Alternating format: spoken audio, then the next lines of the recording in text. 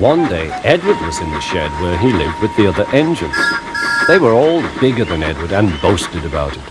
"The driver won't choose you again," said Gordon. "He wants strong engines like us." But the driver and fireman felt sorry for Edward. "Would you like to come out today?" "Oh, yes, please," said Edward. So they lit his fire, made lots of steam, and Edward puffed away. The other engines were very cross at being left behind.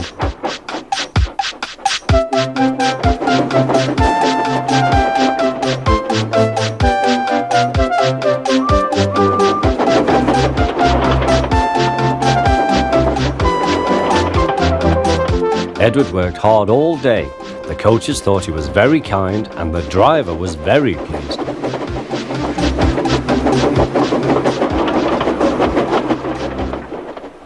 "I'm going out again tomorrow," Edward told the other engines that night. "What do you think of that?"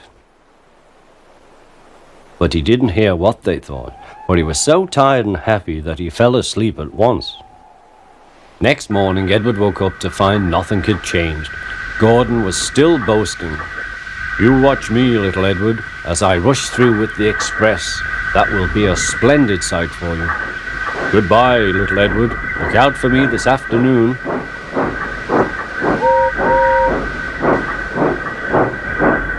Edward went off to do some shunting. Edward liked shunting. It was fun playing with trucks. He would come up quietly and give them a push. Then he would stop and the silly trucks would go bump into each other. "Oh!" they cried. "Whatever is happening?"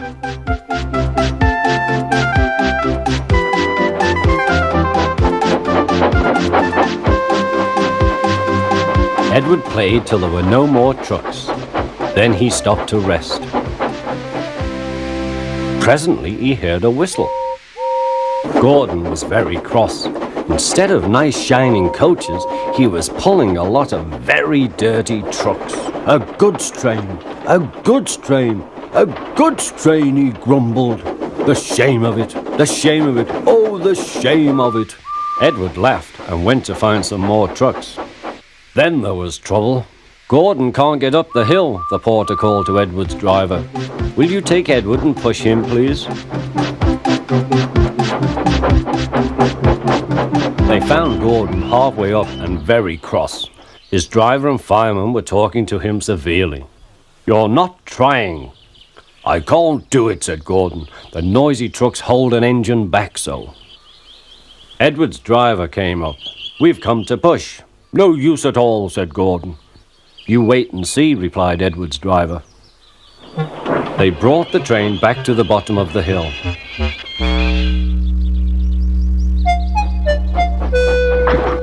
"I'm ready," said Edward. "No good," grumbled Gordon.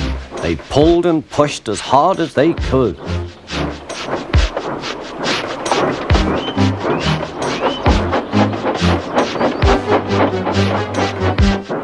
"I can't do it, I can't do it, I can't do it," puffed Gordon. "I will do it, I will do it, I will do it," puffed Edward. Edward pushed and puffed and puffed and pushed as hard as ever he could. And almost before he realized it, Gordon found himself at the top of the hill. "I've done it, I've done it, I've done it," he said proudly. He forgot all about Edward and didn't wait to say thank you. Edward was left out of breath and far behind. He ran on to the next station, and there he found that the driver and fireman were very pleased with him. The fireman gave him a nice long drink, and the driver said, "I'll get out my paint tomorrow and give you a beautiful coat of blue with red stripes." stripes. Then you'll be the smartest engine in the shed.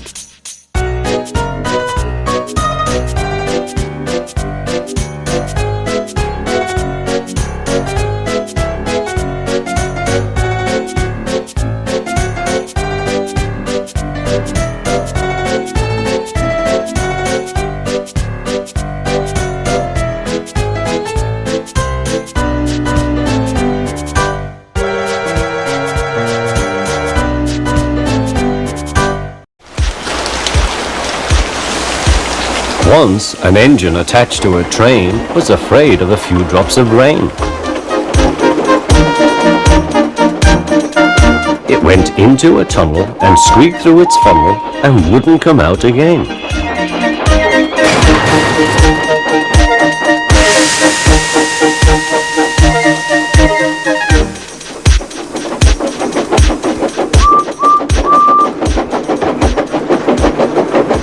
The engine's name is Henry. His driver and fireman argued with him, but he would not move. The rain will spoil my lovely green paint and red stripes, he said. The guard blew his whistle till he had no more breath and waved his flag till his arms ached, but Henry still stayed in the tunnel and blew steam at him. I'm not going to spoil my lovely green paint and red stripes for you. Then along came Sir Topham Hatt, the man in charge of all the engines on Sodor. They call him the Fat Controller. We will pull you out, said the Fat Controller, but Henry only blew steam at him. Everyone pulled except the Fat Controller, because, he said, my doctor has forbidden me to pull. But still Henry stayed in the tunnel. Then they tried pushing from the other end. The Fat Controller said, 1, 2, 3, push! But he didn't help. My doctor has forbidden me to push, he said. They pushed and pushed and pushed, but still Henry stayed in the tunnel. At last Thomas came along. The guard waved his red flag and stopped him. Everyone argued with Henry. Look, it has stopped raining, they said. Yes, but it will begin again soon, said Henry, and what would become of my green paint with red stripes then?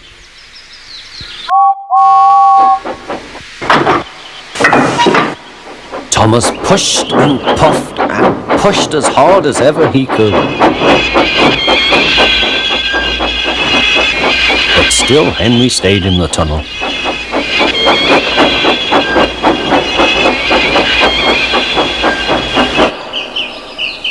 Eventually, even the Fat Controller gave up.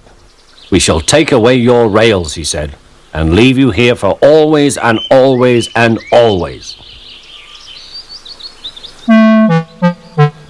They took up the old rails and built a wall in front of him so that Henry couldn't get out of the tunnel anymore.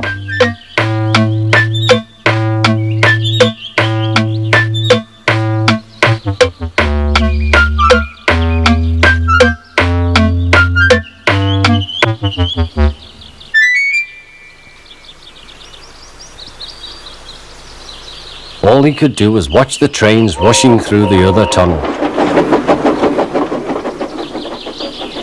He was very sad because he thought no one would ever see his lovely green paint with red stripes again. As time went on, Edward and Gordon would often pass by. Edward would say, "Peep, peep, hello." And Gordon would say, "Poop, poop, poop, serves you right." Poor Henry had no steam to answer. His fire had gone out. Sudden dirt from the tunnel had spoilt his lovely green paint and red stripes anyway. He wondered if he would ever be allowed to pull trains again. But I think he deserved his punishment. Don't you?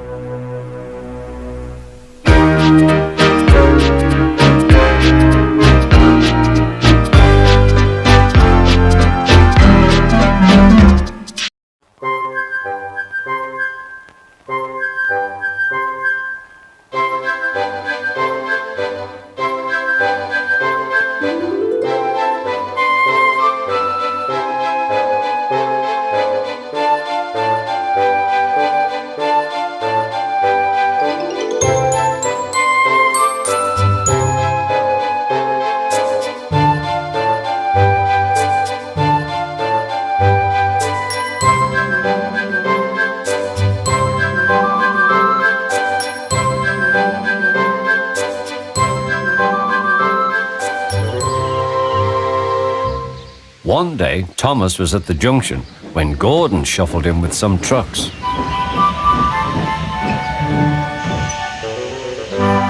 "Phew," remarked Thomas.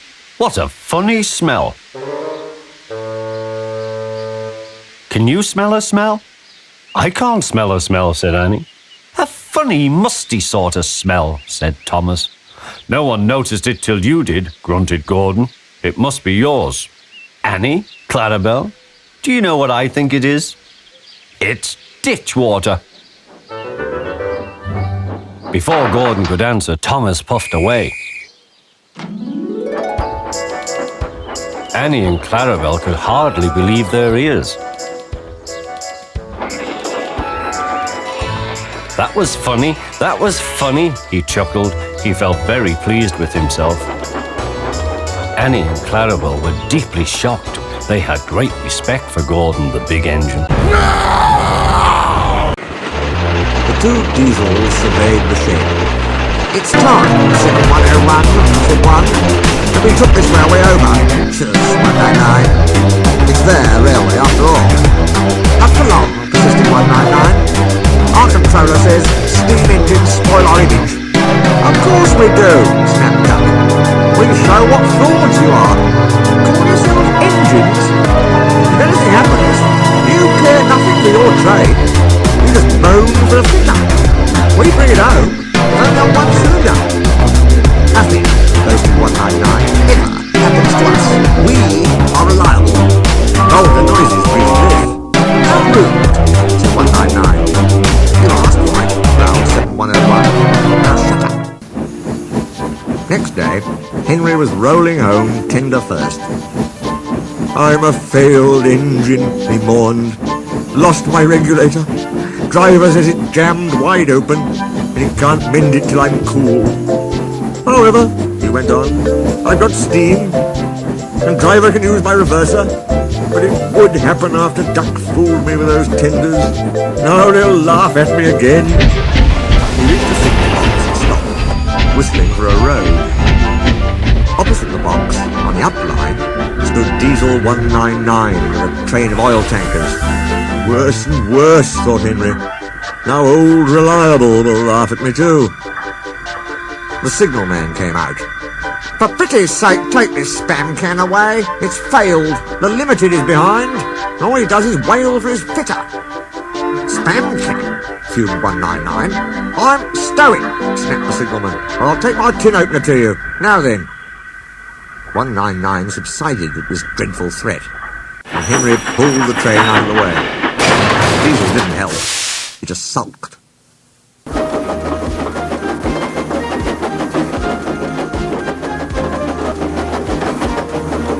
The Limited rushed by with a growl and a roar. Henry gave a chuckle. "Look, spam can," he said. "There's your little crown." The Diesel said nothing. He hoped 7101 hadn't noticed. 7101 hadn't noticed. He had troubles of his own. He was crossing his coaches. They seemed to be getting heavier. He roared at them. It did no good. Engines have a pump called an injector, which draws air out of the train's brake pipes to keep the brakes off. If it fails, air leaks in and the brakes come on. Gently at first, then harder and harder. 7101's injector had failed. The brakes were already leaking on while he passed Henry. He struggled on for half a mile before being brought to a stand, growling furiously, unable to move a wheel. "Well, well, well. Did you hear what Signalman said? I thought they'd be laughing at me," chuckled Henry. "Now the joke's on them." "Moving two dead Diesels and their trains," said his driver thoughtfully. "That's no joke for a failed engine. Do you think you can do it?" "I'll have a good try," said Henry with spirit. "Anyway, 7101's better than old Spam Can. He did try and shut him up last night." "Come on then," said his driver. "We mustn't keep the passengers waiting." "Get moving, you!" Henry puffed the sulky Diesel into motion and started to the rescue. Henry gently covered up the engine. While the two drivers talked, his fireman joined his front brake pipe to the coaches. "It's better than we thought, Henry," said his driver. "The Diesel can pull if we keep the brakes off. So the only weight we'll have is Span-Cam's goods.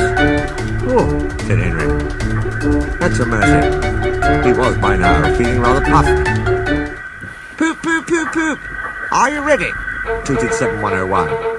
Peep, peep, peep, peep. Yes, I am, whistled Henry. So 7101 howling in front. Henry gamely buffing along. Cavalcades to time.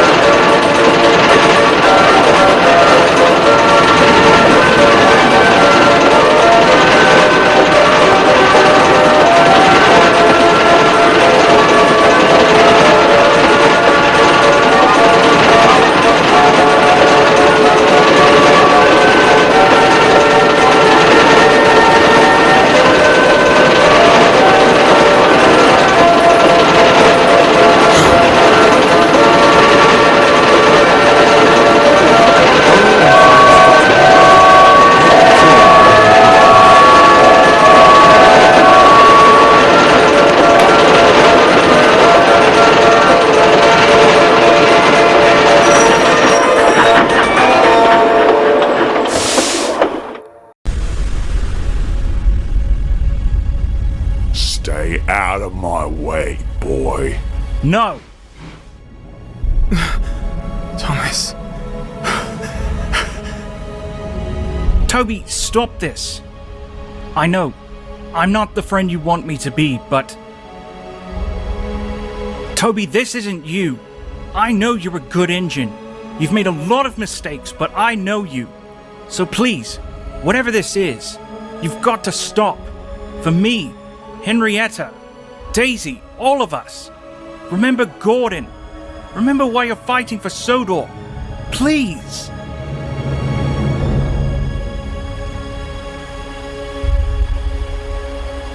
Oh, Thomas. It's so nice to have someone who still believes in me.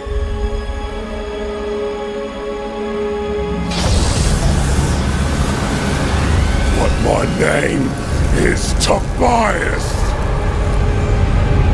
Thomas!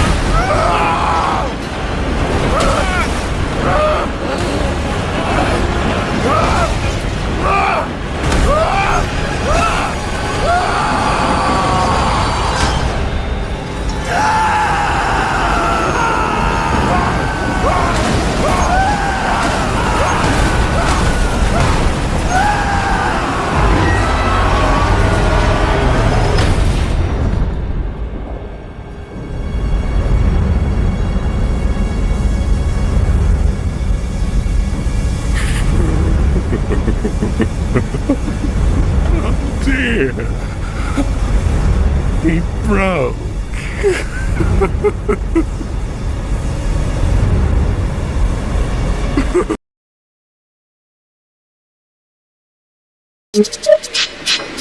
One day, Thomas was at the junction when Gordon shuffled in with some freight cars.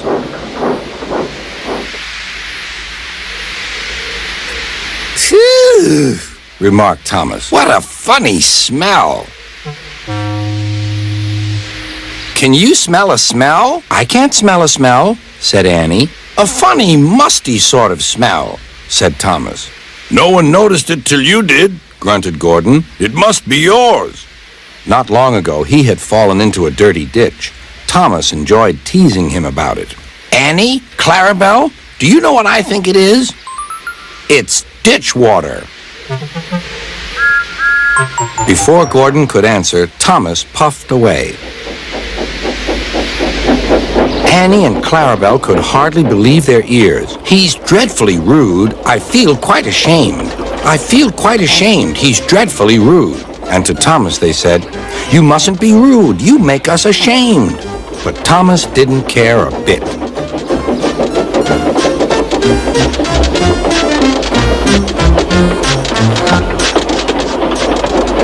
That was funny. That was funny, he chuckled. He felt very pleased with himself. Annie and Clarabelle were deeply shocked. They had great respect for Gordon, the big engine.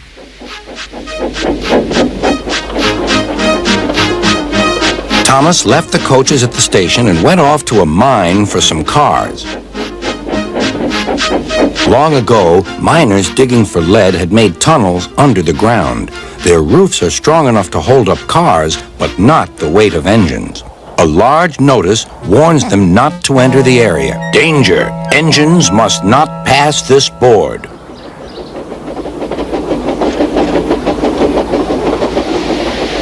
Silly old board, thought Thomas. He had often tried to pass it, but had never succeeded. But this morning he had made a plan. The fireman went to throw the switch. Now for my plan, thought Thomas. Bumping the cars fiercely, he jerked his driver off the footplate and followed them into the siding. "Come back!" yelled his driver. "Fire and smoke," said Thomas. "I'm sunk." And he was. "Oh dear," he said, "I am a silly engine." "And a very naughty one, too. I saw you," said Sir Topham Hatt. "Please get me out. I won't do it again." "I'm not sure. We can't lift you out with a crane. The ground's not firm enough. Let me see. I wonder if Gordon could pull you out." "Yes, sir," said Thomas, but he didn't want to meet Gordon just yet. "Down a mine, is he?" laughed Gordon. "What a joke!"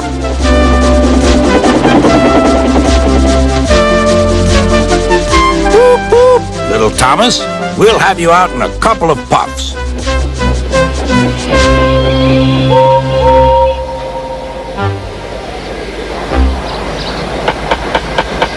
Strong cables were fastened between the two engines. "Are you ready? Heave!"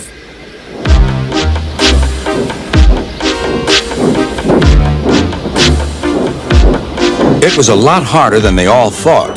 At last, Thomas was free. "I'm sorry I was cheeky," said Thomas. "That's all right, Thomas. You made me laugh," replied Gordon. "I'm in disgrace." "So am I," said Thomas. "Why, so you are, Thomas. Shall we form an alliance? You help me and I'll help you." "Right you are," agreed Thomas. "Good. That's settled," rumbled Gordon. And buffer to buffer, the Allies puffed home.